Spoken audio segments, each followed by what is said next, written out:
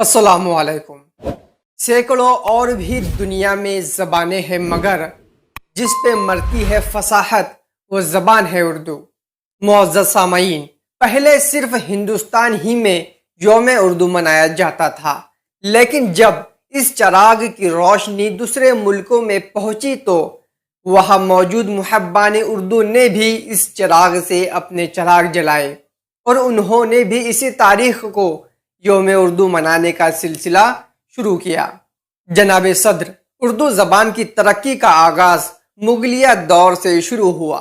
ये ज़बान जल्द ही तरक्की की मंजिलें तय करती हुई हिंदुस्तान के हिंदुओं और मुसलमानों की ज़बान बन गई। आज भी प्रेम और कृष्ण के अफसाने हैं, आज भी वक्त की जमहूरी ज़बान है उर्दू। मुअज़्ज़ज़ सामईन, उर्दू हमारी मादरी ज़बान है। उर्दू में हमारा इल्मी विरसा मौजूद है। हमारी तहजीब व माशरत की जड़ें उर्दू ज़बान से जुड़ी हुई है। अरबी ज़बान के बाद शायद किसी ज़बान में इतना इल्मी ज़ख़ीरा नहीं है जितना उर्दू ज़बान में मौजूद है।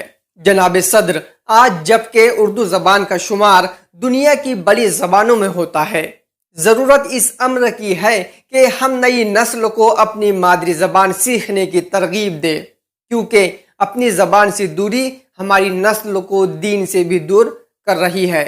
और आखिर में इस शेर से मैं अपनी बात को मुकम्मल करना चाहूँगा कि था अर्श पे एक रोज़ दिमाग उर्दू, आमाल खिज़ा आज है बाग उर्दू, गफलत तो ज़रा कौम की देखो काजिम, वो सोती है बुझता है चराग उर्दू, वो सोती है बुझता है चराग उर्दू।